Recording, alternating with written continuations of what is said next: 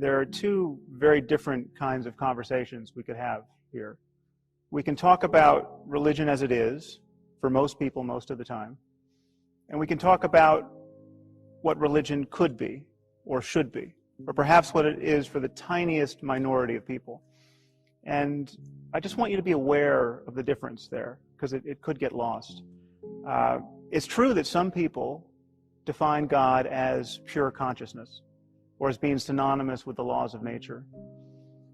But if we talk about consciousness and the laws of nature, we won't be talking about the God that most of our neighbors believe in, which is a personal God who hears our prayers and occasionally answers them. So I just want you to be sensitive to this, because if Michael or I say something derogatory about Islam or Christianity, which seems possible, the response from the other side shouldn't mention quantum mechanics. And it shouldn't reference a notion of God that is so denuded of doctrine as to more or less be synonymous with pure mystery or pure information or pure energy or pure anything. So I wanted to plant a flag there where you all can see it, because the God that our neighbors believe in is essentially an invisible person.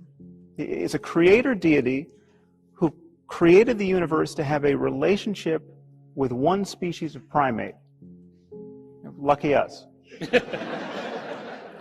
and he's got galaxy upon galaxy to attend to, but he's especially concerned with what we do, and he's especially concerned with what we do while naked.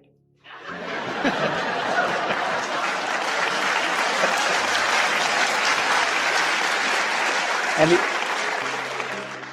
he almost certainly disapproves of homosexuality.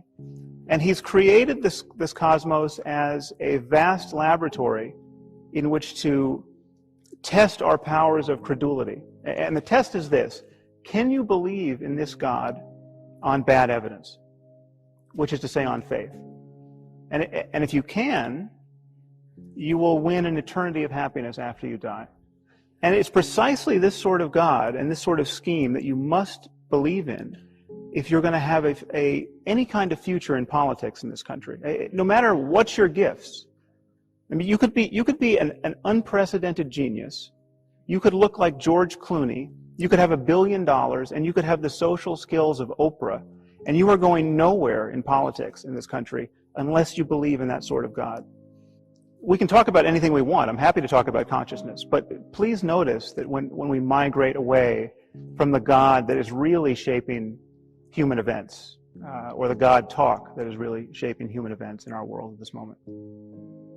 We are really prisoners of literature right now. We are constrained to talk either explicitly about these books or in some vague conformity to these books. And these books were written by people who every person in this room has more access to information and scientific knowledge and just what is now basic common sense than the authors of the Bible and the Quran.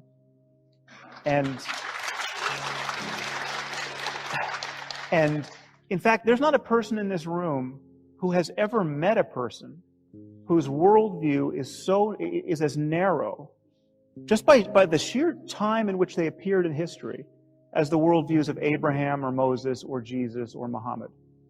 And until we grapple with that fact and honestly talk about honestly commit ourselves to a 21st century conversation about the possibilities of human well-being, we're just going to be at sea, and we're going to be trying to figure out whether we should pass laws about gay marriage, and whether we should ban blasphemy at the UN, and whether we should allow newspapers to print cartoons about the Prophet Muhammad.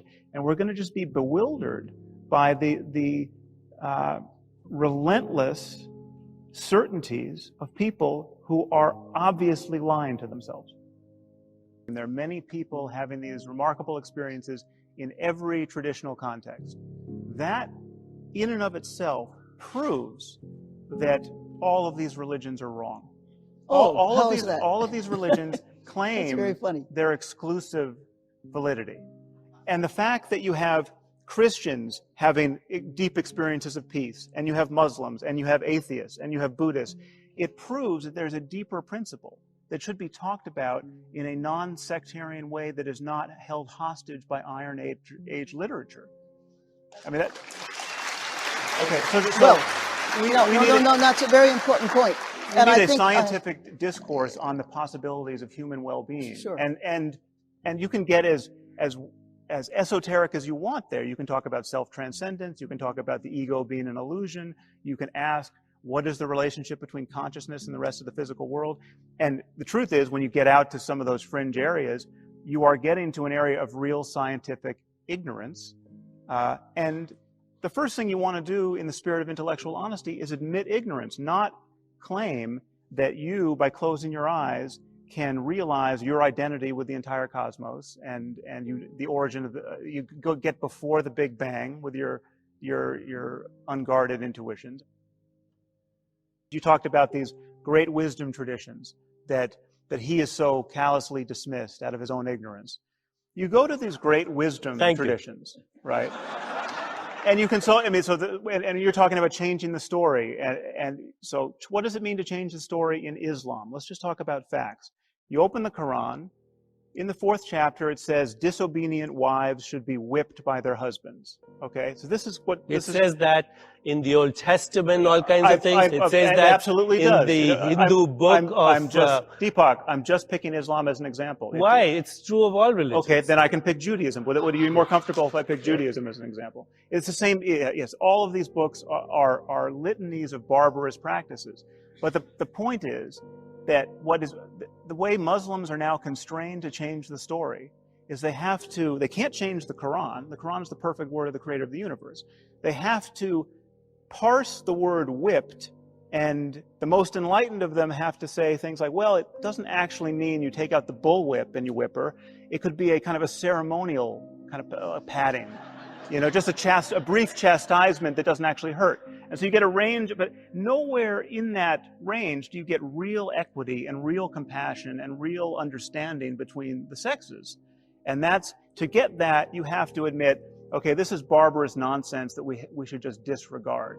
And religion doesn't give you the tools to do that. And God talk is either profoundly misleading or unhelpful, or it's just part of the problem. People want to be happy. They know the difference between happiness and suffering. They want to feel a part of a community. They want to feel the best they've ever felt and better than they've ever felt. And they constantly notice that life makes that difficult.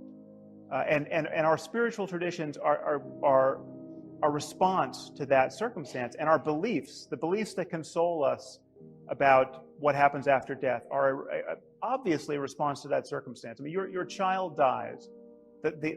What you're immediately confronted with is, what can I now do to not suffer this way for the rest of my life?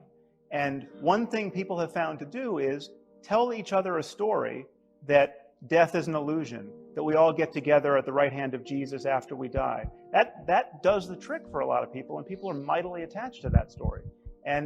But that story is really both in its products and in the way of getting there, the antithesis of the scientific frame of mind. And we just can't conflate them. And we have to notice when we're lying to ourselves and when we're lying to our children. And we have to notice that there's a liability to pretending to know things we don't know. Don't you feel that a belief in God is, from a neurochemical or structural basis, inevitable? Well, apparently not. I've got a sample of at least one that I'm pretty sure about. Secondarily, based on our need for tribes and society, don't you feel that, again, the belief that there is no God is going to, from our own structured creation, not discussing what the cause of that creation was, but don't you feel that we're just biased in such a way that in society we will always have the belief in God as the major belief, and the belief that there is no God as a minor and presently not very vocal understanding? Yeah, it's an interestingly provincial point of view. That we're in America, which is almost functionally a theocracy, But in Western Europe, your question actually wouldn't make sense right now. I mean, it is a massively secular part of the world, and you go to Scandinavia, it flips entirely. It's something like a majority, 60 to, depending on how you ask the question, 60 to 80% of people in Denmark, for instance, are atheists. I mean, they do not believe, they treat the God of Abraham the way we treat Zeus. And that is, just refresh the browser in your brain and realize that those are actually equivalent. And I mean, we are in a shocking circumstance where most people in our society are really worried about Zeus. And you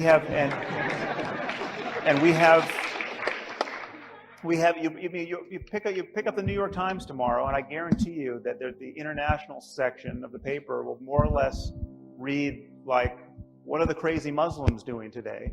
And if you realize that what they're doing is on the basis of a belief that is just like a belief in the gods of Mount Olympus. I mean, imagine if drawing cartoons of Hercules could get you killed.